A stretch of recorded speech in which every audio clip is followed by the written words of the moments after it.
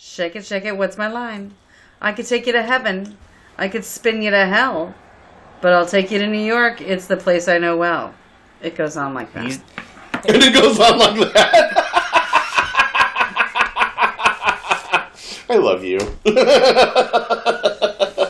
The blonde guy? Wilson. Owen Wilson. Will Smith. And he just says, wow, all the time. Wow. Wow. Everyone do the Owen Wilson. Wow. Wow. Wow. Wow. Well, go put some food in his bowl.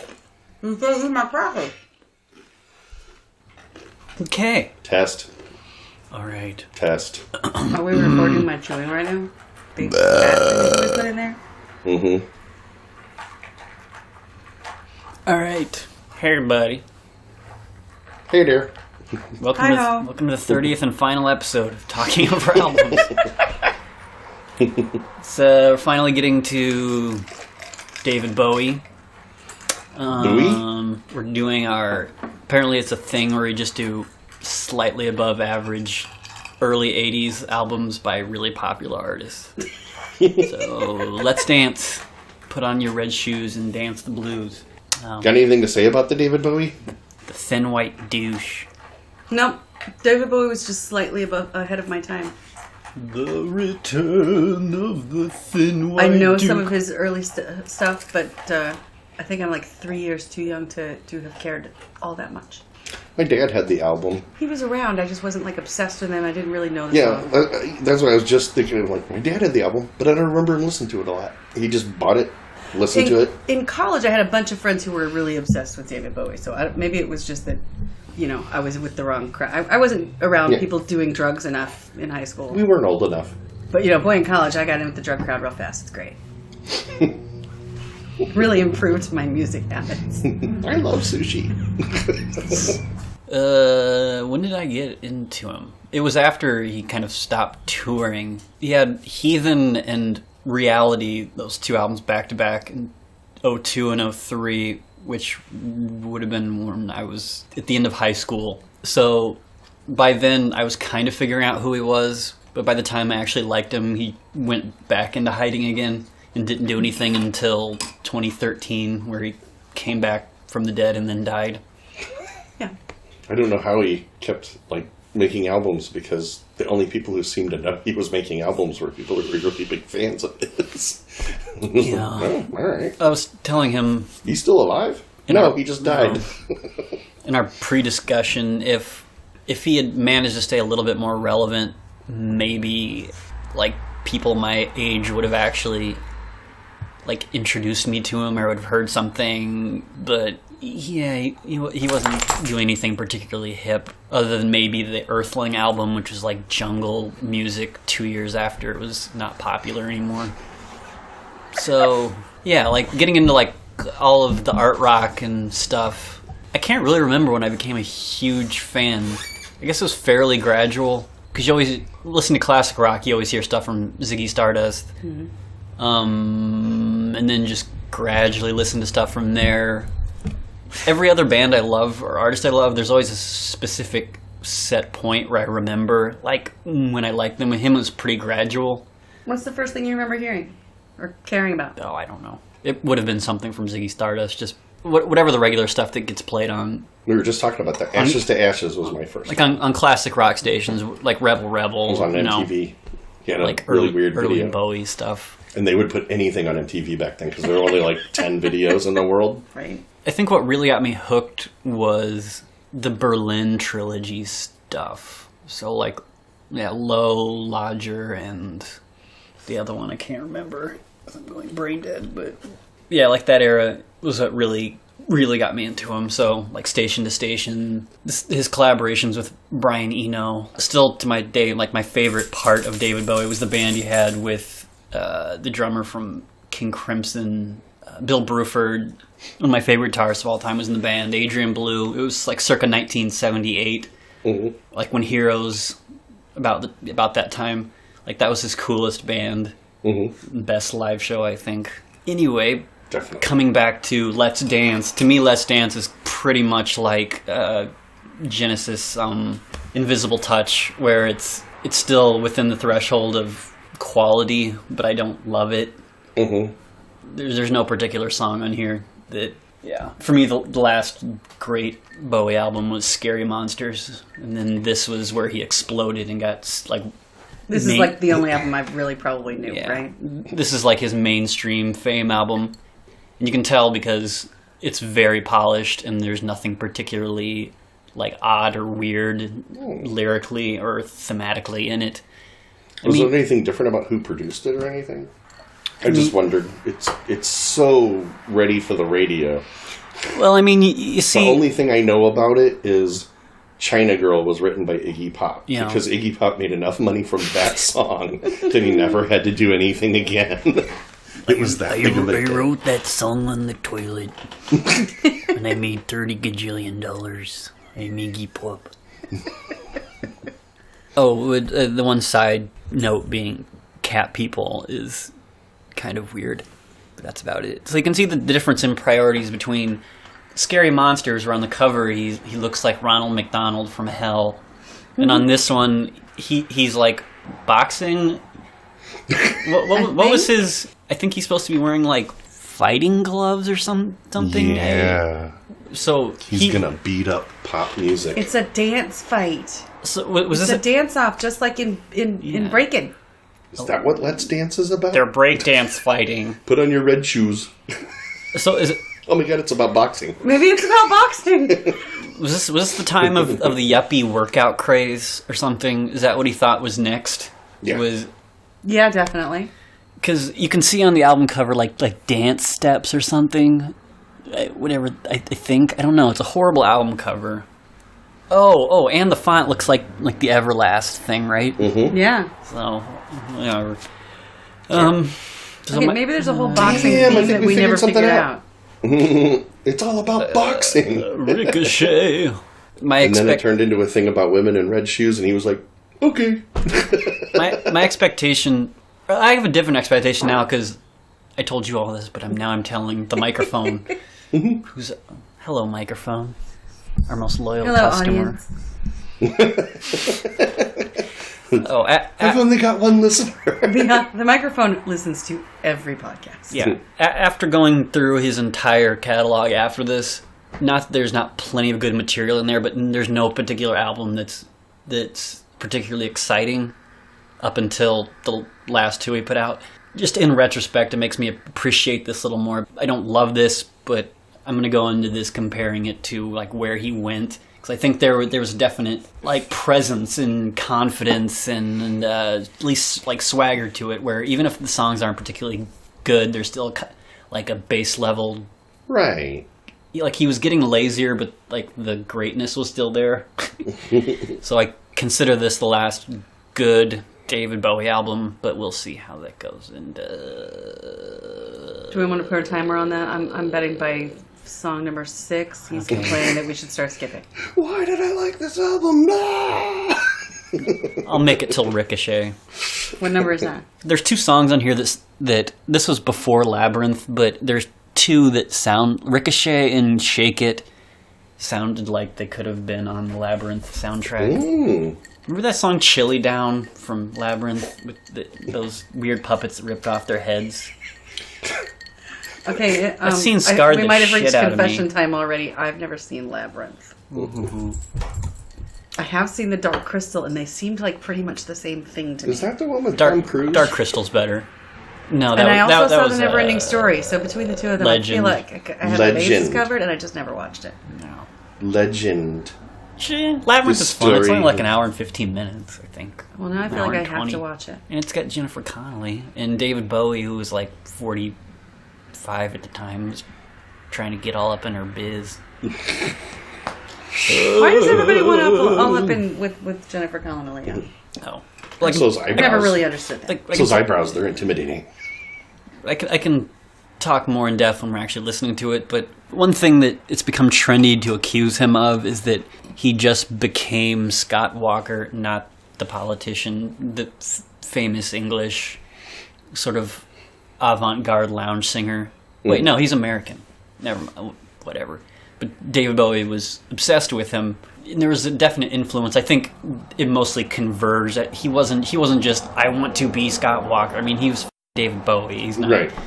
kind of overlap, and they have similar vocal tones, and I think mostly he just wanted to be a lounge singer after this album, and it totally comes through with the rest of his material, like barring a few songs, the ones that made my list, which hopefully we'll get to and skim through I would be them, interested in hearing that, because I love a good lounge singer. yeah, this is only 39 minutes long. All right. There's Modern Love, which I don't like because it sounds too much like Footloose. We got this. Ziggy's on the hunt. Remember in the mid-90s when he was just It's wearing his cardigans? namesake. Have we even discussed that on the... Oh, yeah. What? Well, we're doing the David Bowie here album with- on the podcast, and we're here with... The Ziglet. Footloose. Can you look up when Footloose came out? I did not bring my phone. Everybody cut. It had to have been before this. It was before 83, right? It was like 1979. Okay, you're right. The intro to this sounds exactly like Footloose. Everybody cut. I know when to go out. I don't want to go out. I know when to stay in. Yeah, I've never liked this song. I liked it. It's, Really, I like the beat. It's a good beat, and you could dance to it. It's a very danceable beat. I don't know. It's just The whole beat. repetitive and overly like Carlton-y. You can never be overly Carlton-y. I mean, it's fun. This album. Pretty slick. This album is pretty unique in his catalog because everything after this is not this slick. Like, this is immaculately produced. Right. You can't take that away from this album. There's no rough edges at all to this. Right. It's never dirty. And Scary Monsters was 80, 81, and there's still some pretty bizarre stuff on there. So just in like a 2-year gap, he just decided, I don't want to take risks anymore.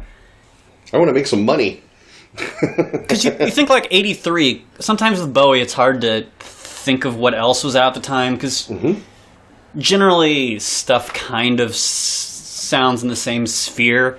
So like in 1983, this was not, like this style that kind of permeates this album was not popular in 1983. You're still in like heavy new wave territory, and he's kind of doing a retro-y dance album that ended up proving really popular. Like when we're talking about with Invisible Touch, where did the world catch up to so-and-so, or did so-and-so catch up to... I don't know. Right. And with Genesis, it's a little ambiguous. I think Here's an interesting I think it was thing. just a cross. Stevie Ray Vaughan is playing the guitar on this. Footloose, the movie, came out in 84. Oh, I didn't know that for sure. So he's actually on it. I'd always heard he tried to get him. I thought it was just he was trying to get him for the tour. Yeah.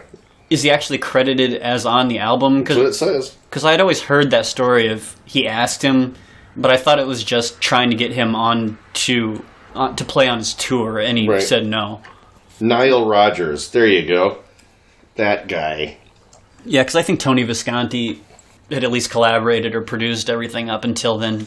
And then he came back and did, like, those last 2 albums with him. But yeah, the song just really repetitive. All right, the song Footloose was released in January of 84. So Yeah, this they guy's might have made been ripping everybody each other up sound at the slick. same time and just might Wait. be coincidence. Or This makes a lot of sense when you look up this guy. Footloose? When was the that? song was released January of 84.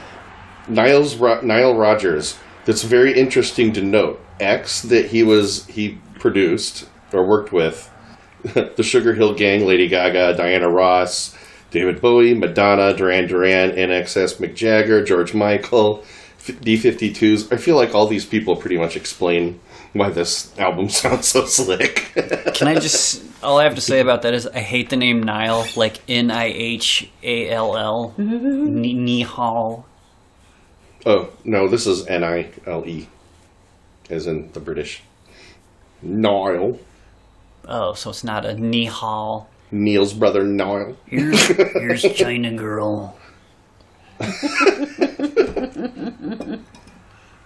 Yeah, Iggy Pop. I've heard the Iggy Pop's version, which isn't really that different. It's just obviously not as slickly produced. Right. I've never really been that much into Iggy Pop. Like And yet, everything I hear from him, I go, yeah. like the Stooges stuff is cool. Yeah, I like the Stooges. And then some of his stuff, like when he was in Germany with David Bowie, Yeah. and they basically put out the same albums.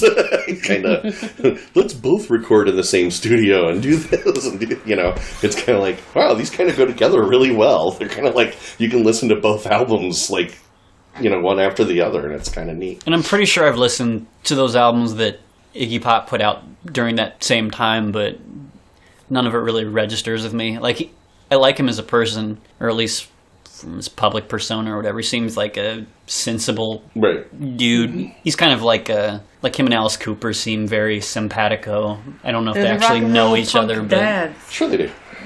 but they're both very like Grandpa. former heavy substance abusers who kind of found some nice quiet niche in their lives. Mm-hmm. Which I'm like, that's nice.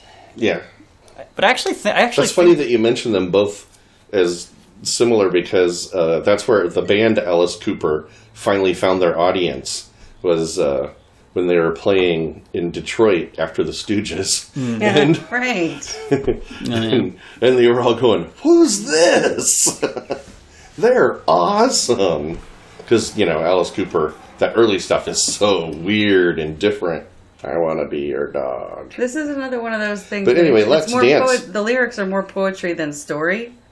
I think it was the video that really made this song. Like I recall. song structure and melody. It's really good, but the whole thing is just audio cotton candy, where there's nobody saying, "Hey, wouldn't it be cool if we did this?" Right. anymore. Sit down. The dog girl keeps gets trying to going, make huh? out with you every time you have a comment. Oh, did you want me to lick you in the mouth?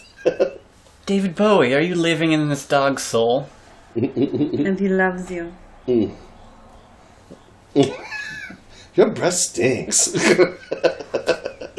Do you like Let's Dance or Station to Station? No. What's the one in the middle?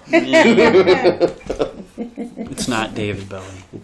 So He was totally he was totally incensed at your even suggesting that he would like one over another. So this is Stevie Ray Vaughan here. That's what it said. And now that I read that, it sounds like him. Yeah. I'm not going to talk about Stevie Ray Vaughan because I don't like the blues.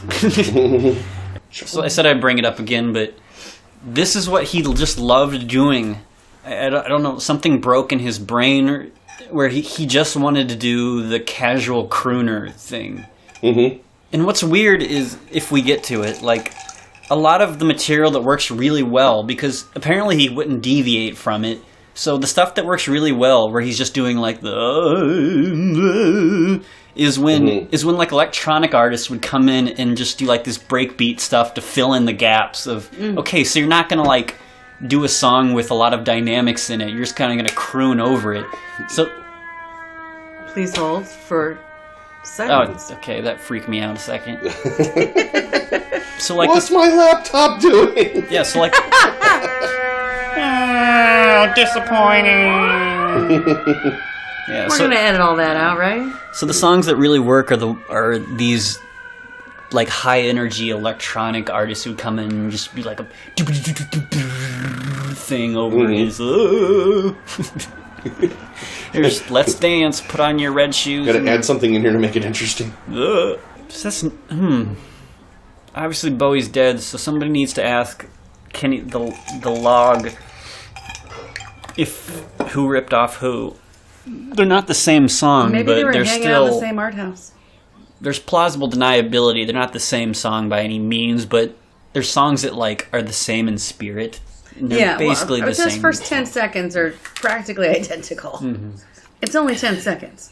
Well, I'm thinking this came first. Then It sounds like I can check the date of when the song itself was released, because I know we're saying the album date is 83, but Footloose it sounds to me like they were written right around the same time. Footloose sounds more dated.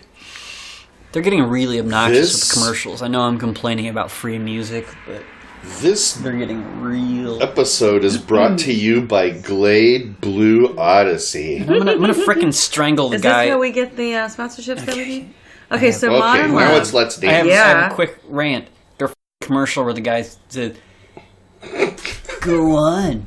You want 30 minutes of ad-free music? Just watch this video." And then it has little background music. He goes, go on, just do it. And I'm like, fucking play the commercial! All right, so just a little more background to our debate about Footloose. Modern Love was released in September of '83. Here we go. Recorded in December of 1982. Yes, our research. It just says 1983. Ooh. Fuck you, Kenny Loggins. Yeah. Crap, Fuck you, Kenny Loggins. Damn it, I said, this is one of my notes that I left. It said, stop telling so-and-so to fuck off. I love you, Kenny Loggins. Yes, here's... Oh, are we not supposed to say that anymore? I always thought that was weird. I probably should apologize to my boss then. Oh, Kenny Loggins. Remember in Zoolander? Why does she keep saying that? It's her catchphrase now. Catchphrase. You Kenny Loggins. Remember in Zoolander? God. I'll do it myself. Whoa, it's fine. I'm farming. This is like the song I know best from this whole album. Let's sing. What did your tail do? To the sound of something. Remember in Zoolander when they're having what did you put in there? when they're having the Remember Zoolander? No, when they have the walk off. And he's like, maybe I can be of some assistance. And they play, let's dance, dance, dance. Which I always thought was strange. Why didn't they play fashion? Turn to the left.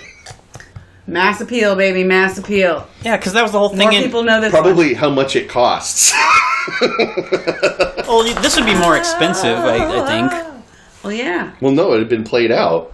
But, It's like those movies, like, how many times has Avatar been on TNT? It's like... But I'm sure when it first came out, that would have been really expensive. But now, $10. You could show up 3 times today for $10. If only it wasn't 12 hours long. But that was the whole thing in Zoolander. Zoolander, he wasn't an ambi-turner. I can't remember. He couldn't turn left or right or something. So it's perfect. I don't know why they didn't use fashion. God, I haven't seen that movie in so long. Maybe for the same reason they didn't use, like... You know what it was? I'm too I don't sexy remember for anything my from shit. Zoolander because all I can remember is... all I can think about is what's his name? Owen... What's his name? The blonde guy? Wilson. Owen Wilson. Will Smith. And he just says, wow, all the time. Wow. Wow. Everyone do the Owen Wilson. Wow. Wow. Wow. It's like it's the sum total of his acting ability. But it can be so expressive. It can express so many different things. Wow. You were like my hero, man. Wow. Wow, you have toilets in your house? Wow. Damn it. Now you got me thinking about Jennifer Aniston because she kind of does the same thing. When we were making love and I was between Olaf and... I know, he would have been awesome in that movie where they shrink people down so they don't use as much resources. You ever heard of that? Matt Damon. Oh, yeah. Owen Wilson would have been great Matt in Damon that. and Shrunk the Kids. Wow, I'm short now. I get to drive a tiny car. No. You guys never told me how great it was to be this tiny. Damn it. Owen Wilson is a Muppet. Does he know he's a Muppet? That's why he tried to kill himself. Owen Wilson, we love all the Muppets, including you. Okay. I'm sorry, back to Let's Dance. Apparently nobody Owen Wilson really cares did about not this song. sing this song. This song is elevator music, Let's but one thing sway. I've noticed is a really good... I thought of a really good compliment for this song. When I actually don't mind dancing to this song at weddings and because it's got the right beat for somebody who doesn't dance very well. You can Right, it's a slow beat. So my wife gets to go out and dance however she wants to, and I just kind of move back and forth. It's one of those kind of songs where I can just kind of not be an idiot, not be an asshole. Also, your wife is in 4-inch platform heels, and she probably needs a little slower beat these days. Oh yeah, like I do like this song. It's got it's a great rhythm. It's like it's kind of elevator music, but But like a really great rhythm can carry a song, even if there aren't like particularly interesting dynamics going on. It's got a in message. It, but he says, "Let's dance." It doesn't have much to. It doesn't have much to say. It's just. Sorry, in the era of Trump, I think this is a valuable piece of art right here. This is one of those songs that was just really, literally, just made to be in the top 40. Please, let's just dance and not thinking about any of that nonsense. How about that? That's useful stuff. They made it so that you could turn it into a dance song, make it a 12-inch record, and that's literally what this song is for. Ooh, I have a good point. It's not that his vocal, like, okay, he was still writing these songs, but his vocal delivery didn't really change that much after this. But the producers, he had terrible producers for like the last 10 years after this album, because like in this song, okay, it's the same general vocal delivery, but they knew how to move him around in like they knew how to make him kind of omnipresent without but like subsequent albums, it was always just him dead center, and they would try to move the music around him, which doesn't really work because he always sounded buried. Bowie needs to be the narrator, and I think after this, he didn't want to be the like centerpiece of any song anymore. He just wanted to be a part of it. So on this, I don't love this album, but they still knew how, the producers working on it still knew how to make him like the centerpiece. That's my theory. Okay, I just had a whole memory thing. He probably just became a vegetarian when they made this album. How old was he when he made this? Like 40-something? He's, late 30s, 40. There's something about the very end of that song that I remember seeing that video 1,000 times because it was right in that time period. I was like 10 or 11 when this hit. And what I remember is thinking, that old dude is like really trying to make a big hit. Because I knew enough to know that he'd been around for a while and he'd done a bunch of albums that people older than me thought were awesome. But this was like his big comeback or something in my brain. But I remember thinking, oh, that old man is trying to make a comeback and this is his big song. But David Bowie calls this Years Without You. His Phil Collins years. It just reminds me of that Bruce Springsteen. Was it a quote or was it in an album liner or something? Like talking about his greatest hits and talking about that Born in the USA was his big breakout album and he'd been doing it for 20 years. Yeah. This feels like that for Bowie and for people my age. This was the first I ever heard of him like he was a new person, a new artist. But obviously he'd been around forever. Because there was always a certain niche factor in that he was always art rock, other than maybe his like first 2 albums. I think after Phil Collins dies, there needs to be like World Apology Day. He was kind of like the poster boy for really popular schlub. Like sellout schlub. Well, is it that people who knew him didn't really like him very much? He was 36 when this album was made, by the way. He really wasn't that old at all. Compared to me now, when I was a kid, I thought he was old as hell. When I was 13, I thought he was old. That old man has made an album. Good for him. He's older than my dad. Yeah, but wow, this song's super boring. But anyway, what's it called? Without You. But anyway, in Phil Collins' defense, that's what's really funny. It was a hit at the time. I think he was just everywhere, and it doesn't matter how good or how bad. Really, he was just everywhere. I'm old enough to remember Phil Collins just being in the air all the time. Tonight? Yeah. I mean, I kind of caught the tail end of it, but he was still just... This is a cool song. Yeah, it has a really interesting kind of Latin beat to this. I'm turning it up. I just noticed that immediately. I liked the beat. This is probably my favorite song in this album. But again, you can see that thing that you were mentioning before about how starting here, they're already starting to like... bringing other singers in around him and stuff to make it like, wow, it's hard to sustain your sound for a long time because you're just kind of doing this. He doesn't have a huge vocal range, does he? No. He's better than, like, Lou Reed singing. Like Lou Reed always just sounds like... and that's what becomes a total mind if we get Punch to me it, in the throat. I'm going to sing a song. is okay. What makes David Bowie great then? Like, you go back and listen to the old stuff, and you're like, yeah, this is awesome. But it's hard to contrast it of like the worst of later David Bowie with the best of early David Bowie. He's still the same person. The lyrics to his songs are very important. Because the delivery is very similar. But to be fair, his voice did drop a lot from the late 70s to the 90s. Through his first 15 years or so of his career, like, his voice was much higher. Mm-hmm. And I could think and it kind of pierced through the music more. And, like, as he got older, I think he finally learned to work with it in his, like, after 2000 onwards. But you could tell for a while there he didn't really know how to incorporate his voice, combined with the fact that he wasn't putting any effort into songwriting. Sorry, David, you're dead. He did come to me in a dream one time. What did he tell you? I want to hear more about that. But it was pretty lame because IBM. It was just the dream from Sandlot, where Babe Ruth comes and visits the one kid and tells him to pickle the beast. What beast do you need to pickle? I don't know. Whatever deep, uncontrollable. Sounds like some rage. kind of slang for. Sounds like some kind I'm of. really gonna have to watch a this long-ass Sandlot song. movie.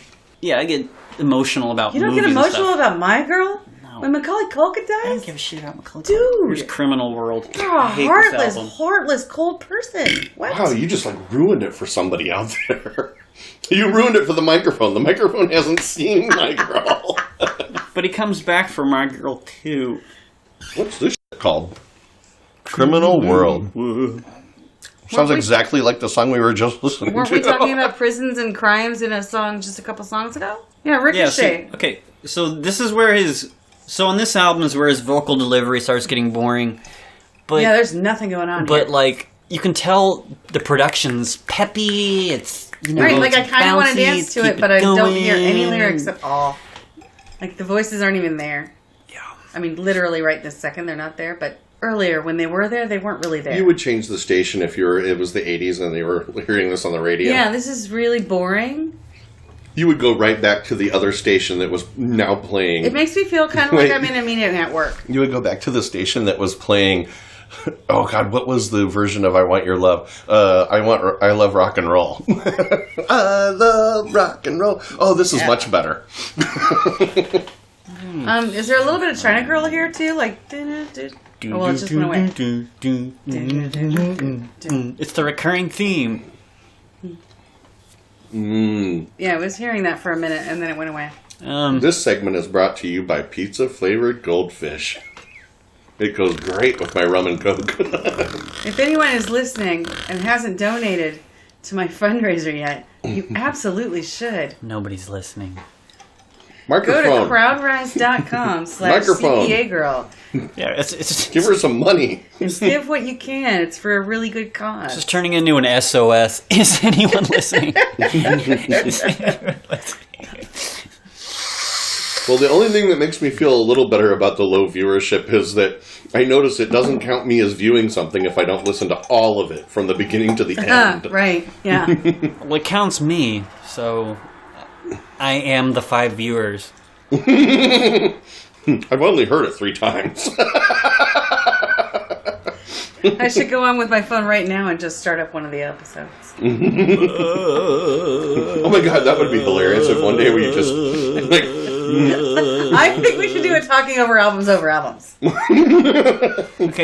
Talking over albums. See what you did right there? That was funny. all right. See what you did right there? That was not funny. I know I'm not funny, guys. I have a relevant topic here. Of the blockbuster 80s albums we've done, they're all very similar in that there's like 3 huge upbeat songs, and then the rest of the album is Questionable. like hooker music. Yeah, we haven't done any breakout Wham albums. You would Just saying. make a little extra money by licensing it to be a soundtrack to a movie or something. I mean, I know we did a George Michael album, but that is a distinctly different I'm thing. not sitting here for the fade out. Here's Cat People. Damn it! You Spotify. You should have waited. Now they're punishing you. Nope. Where's the mute button? There's no mute button. I hate Spotify, but I'm also not paying It's been brought to you by Glade. Not Blue by Spotify, Odyssey. that's for sure. Spotify is really up my Those butt. bastards aren't giving us a dime. Those Probably. sons of bitches won't There's even donate that. cat people putting out the All right, fire. talk to me about cat people. It was a movie with I don't think this is Nastasia related. Kinski. What?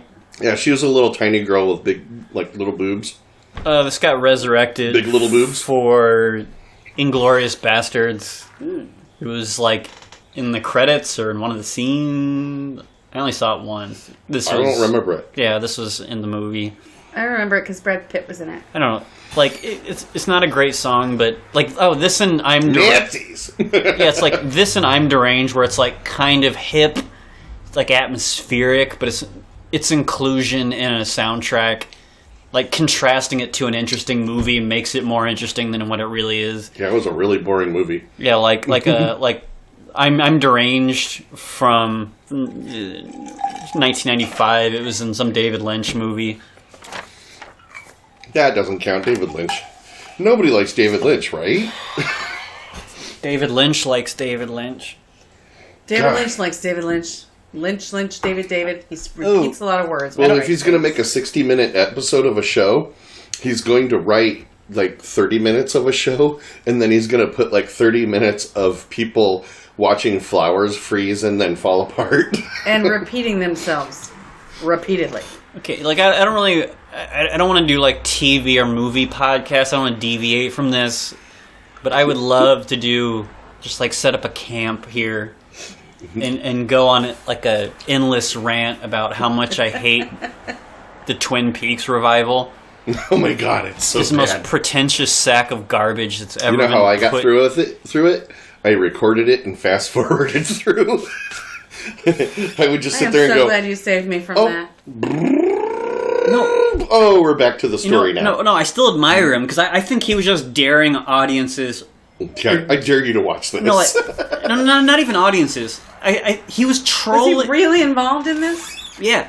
Alright. But I think he was just trolling the people who, for the last 20 or 30 years, have, just praise him no matter what he does. So he's okay, I'm going to shit on a plate. I'm gonna have an entire Who episode. did kill Laura Linney? Or what was her name? Laura Palmer. Laura. Who's that one actress? Who her name is basically Laura Palmer, the one who looks like It's Laura something. Kristen Stewart, except attractive and talented. And Laura Flynn able to Boyle. close her mouth. Palmer. Laura Flynn Boyle? No. No. She's the same age as her, except she's attractive and Sherilyn a decent Fenn? actress. Her name, whatever. I can't read your mind. Yeah. Who was that chick in that one movie that wait. looks like... That's what Ziggy here does every yeah, day. who looks like Kristen His Stewart? butt is all up in me. No, he's covering it with his tail. He's just cuddling Yeah. it. So David Lynch. You know who looks like... Kristen Stewart? Mitch McConnell. Yeah. Jennifer Connelly? It's Laura. Jennifer Connelly, there you go. Palmer. Something Palmer. Laura Dern? No, not Laura Dern. I can talk about it because he doesn't listen to the podcast. But my friend Clint, who you met, who conveniently enough is right here because he's the only friend activity I get on Spotify. I was Because they won't let me on. I was talking to him about the new Twin Peaks. Are we still listening to that Cat People song? Yeah. Oh yeah, it's done now. Okay. Damn. That was See, really it's so boring, you just kind of... Wow. That was background music. Talking about the new Twin Peaks, I'm like, what is there to get? Like, what drug am I supposed to be on to make this interesting? Yeah. And then 7 episodes in, it turns into... There's like a Frankenstein thing going on, too, at the same time. There's a whole episode about a guy getting ready to go to work and then going to work. Nothing happens. I hate David Lynch. I hate everything about David Lynch. I'm going on record. I don't, though. hate David Lynch. I don't, though. Everything he does sucks. And that's the thing is, I like most of the stuff he did. And you hear Shake It. This song could have easily been on the Labyrinth soundtrack. It's just like, oh man, this song oh god. This is very close to the Chilly Down song. The song is like fingernails on cardboard. It's like, Ugh. Ugh. I don't like where they're hitting even it on the listen to it. synthesizer. What's that called? I can't even listen to it. The song... note that they're playing? What is happening? Oh, God. This song makes me nauseous. All right, I'm landing the plane because I want to breeze through my list here, even though... They seem to be trying to rip off the theme song to a Nickelodeon show. I hate this song. All right. It's an okay album. What's this called? Shake It. Shake it, shake it. What are they saying? What? Take it Shake to it, heaven? shake it. What's my line? Shake it to heaven. What? How do... It's the place that I know where... I've never listened to the lyrics to this. The shrieky background lyric. Yeah, the song reminds me way too much of the Chili Down thing from Do Labyrinth. you feel like this is one of those albums that I was talking about like a few podcasts ago where they like start with all the best stuff and it just kind of fades as you listen to it to where you're just kind of done with it by the end of the I album? think they're saying, shake it, what's my line? That's what I thought they were saying. I'll go with that. What's my line?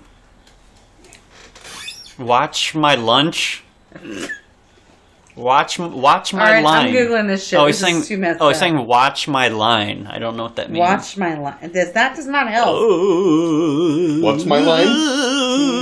Oh God! Why did I do scary monsters? What's final thoughts while the song It is is. playing? It's what's my line. I feel like a sailboat adrift on the sea. It's a brand new day, so when you gonna phone me? Shake it, what's my line? I could take you to heaven. I could spin you to hell. But I'll take you to New York. It's the place I know well. It goes on like that. He's dancing.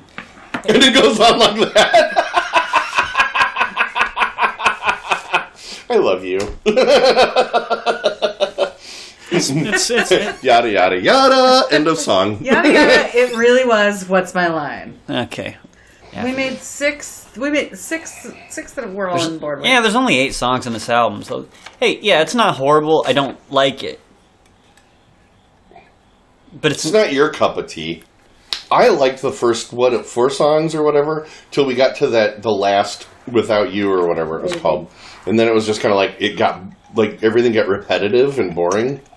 I thought it's competent, and you can still tell that people were involved and interested in making it. people were involved. And again, at like high volumes, Somebody tried. it's much more interesting at high volume because it's meant to be like fun. Right. I don't think it's fun, but I do. But like okay, yeah, Cat People is a good atmospheric song. Modern Love is. I remember fine. in 1989 China Girl, I got it's trapped fine. in It's a fine. date. I got trapped at It's all fine. a party I'm not gonna dance. where they to kept any of it. listening to Motley Crue's Dr. Feelgood over and over again, and I had more fun at that than I did listening to this. Okay, so my rating is I don't want to dance. That's my rating. I'll watch, but I'm not gonna dance. Realistic rating like a